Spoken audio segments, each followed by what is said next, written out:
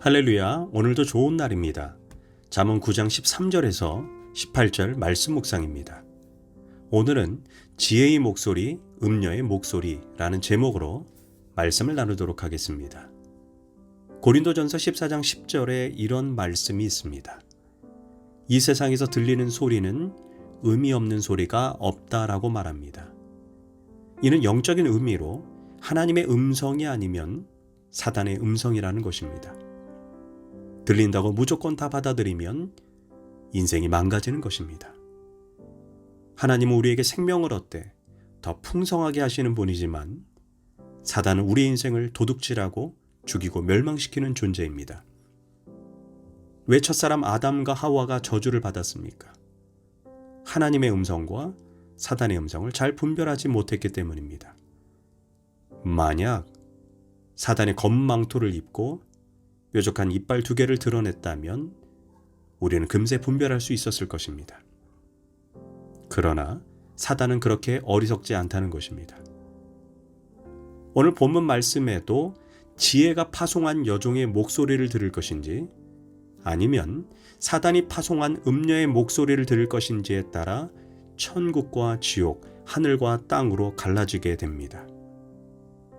그런데 문제는 지혜의 소리와 사단의 소리를 분별하기가 결코 쉽지 않다고 본문은 경고합니다. 잠언 9장 1절에서 6절까지는 지혜가 자기 여종을 성중 높은 곳에 파송하여 어리석은 사람들과 지혜가 부족한 사람들을 초청합니다. 그런데 오늘 본문을 보면 사탄도 자신의 여종을 파송하여 똑같은 자리에 앉아서 사람들을 초청하고 있습니다. 오늘 성경은 얘기합니다. 성읍 높은 곳에 있는 자리에 앉아서 지혜 없는 자를 부른다라고 말합니다. 그러니 누가 진짜이고 누가 가짜인지, 무엇이 지혜의 소리인지 무엇이 사단의 소리인지 분별하기가 어렵다는 것입니다. 이 점을 바울도 고린도후서 4장 14절에서 경고했습니다.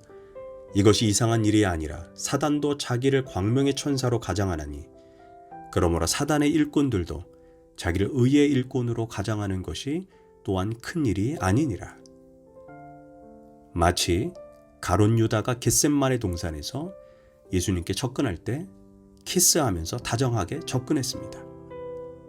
그러나 그 속은 도둑질하고 죽이고 멸망시키려는 악한 속셈이 있었습니다. 그래서 우리는 분별력이 있어야 합니다. 또한 본문에서 음료의 타겟이 되는 대상이 누구인지 우리는 살펴봐야 합니다. 15절에서 자기의 길을 바로 가는 행인들을 불러 이르되라고 말합니다. 여기에서 자기의 길을 바로 가는 행인들이란 원어적 의미가 믿음의 경주를 부지런히 가는 사람들이라는 의미가 있습니다.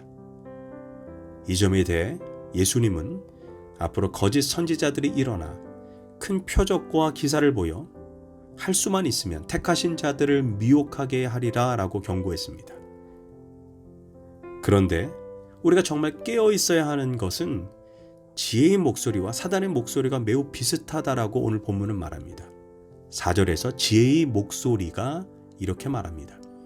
어리석은 자는 이리로 돌이키라.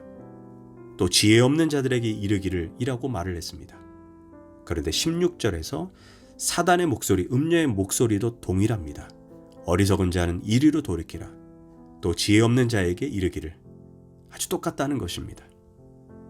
그런데 지혜가 주는 음식과 음녀가 주는 음식의 차이가 무엇일까요? 5절에서 지혜가 주는 음식은 와서 내 식물을 먹으며 내가 잘 빚은 포도주를 마셔라. 즉 지혜의 소리를 들으면 양으로 생명을 얻되 더 풍성하게 하는 데가 있습니다.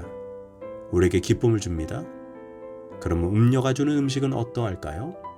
17절에서 도둑질한 물이 달고 몰래 먹는 떡이 맛이 있다 라고 말합니다. 역시 우리에게 기쁨을 주는 것은 비슷해 보입니다. 아니 사단의 음성이 더욱 매력적으로 느껴지는 것은 우리의 본능을 자극합니다. 너무나 달콤해서 나도 모르게 고개를 끄덕이게 됩니다. 실제로 몰래 훔친 것을 먹으면 더 맛있게 느껴질 수 있습니다. 왜냐하면 심리학자들에 의하면 훔치는 순간에 뇌에서 분비되는 화학 물질이 안도감과 쾌감을 증진시킨다라고 말합니다. 그러나 지혜의 음성과는 달리 사단의 음성, 음료의 음성의 마지막은 화살이 간을 뚫어버리는 것 같이 생명을 잃게 된다라고 말합니다. 백화점이나 가게에서 물건을 훔치는 사람 중에 돈이 없어서가 아니라 들키지 않고 훔쳐나올 때 느끼는 강렬한 쾌감을 맛보기 위해 훔치는 이들이 있다고 합니다. 참으로 어리석은 자들입니다. 언젠가는 반드시 붙잡히게 되고 그들은 엄청난 수치를 당하게 될 것입니다. 본문에서 도둑질한 물과 몰래 먹는 떡의 본래 의미는 불륜과 외도를 상징하는 표현입니다. 외도가 일반 결혼 생활과 비교할 때 더 행복감과 쾌락을 느끼게 하는 것처럼 보이는 이유가 남몰래 하기 때문입니다. 요즘 젊은 세대가 추구하는 삶의 방식 중에 하나가 YOLO, YOLO라는 말이 있다고 합니다. 이 YOLO라고 하는 말은 You Only Live Once의 줄임말로 너는 오직 한 번만 산다. 즉 한 번 사는 인생인데 오늘을 즐기고 쾌락을 추구하자라는 의미입니다. 세상은 육체의 정욕을 따라 사는 것을 인간적이라고 정당화하고 합리화합니다. 그러나 그 마지막은 파멸이고 죽음입니다. 오늘 본문에서 나오는 음녀는 이 시대에 보여지는 음녀의 모습이 어떠한지 우리에게 설명해주고 있습니다. 보통 음녀하면 골목길 어두운 곳에서만 활동한다고 생각합니다. 그러나 이 음녀는 대범합니다. 자기 집 문에 앉으며 성읍 높은 곳에 있는 자리에 앉아서 올바른 길로 가는 행위를 부른다, 미혹한다라고 말합니다. 즉 이들은 이제는 공개적으로 활동한다는 것입니다. 우리는 이 시대의 음녀의 역사를 잘 분별해야 합니다. 여러분 TV에서 청소년들이 듣는 음악을 한번 들어보고 춤을 한번 보십시오. 아예 대놓고 얼마나 성적인 죄를 부추기고 오히려 순결을 지키는 것이 어리석고 성적인 타락을 아름답게 미화합니다. 우리 자녀들을 올바르게 지켜내기 힘든 시대를 살고 있습니다. 드라마를 보십시오. 온통 불륜을 조작하고 음란을 조작합니다. 삼각관계가 나오지 않는 드라마는 없습니다. 우리는 그것이 재밌다고 기다리면서 봅니다. 그뿐입니까? 요즘 영화마다 남자가 남자를 사랑하고 여자가 여자를 사랑하는 순리를 영리로 바꾸는 드라마, 영화가 가득합니다. 그런데 믿는 사람들도 분별하지 못하고 순간의 기쁨을 위해 돈을 주고 그런 영화를 보고 그런 세상 음반을 구입합니다. 그러면서 나중에 내가 마귀에게 속아 결국 죄에 빠졌다고 한탄하는 날이 반드시 옵니다. 죄의 역사는 갑자기 이루어지는 것이 아닙니다. 속담 중에 가랑비 옷 젖는 줄 모른다라는 말이 있습니다. 나도 모르게 세상 것들을 즐거워하고 기뻐하다가 내가 인식하지 못한 사이에 옷이 젖다가 어느 순간 옷이 확 젖어 세상을 본받고 세상을 따라가게 되는 것입니다. 그래서 무서운 것입니다. 요즘 교회에서 동성결혼은 죄다라고 말하면 일부 청년들이 목사님 방으로 올라와서 따진다고 말합니다. 또한 동성결혼 반대 서명을 하는데 일부 성도들 중에 아니 자기 취향이고 자기 선택인데 왜 그것을 반대하는지 모르겠다고 말하면서 서명 자체를 거절합니다. 왜 그럴까요?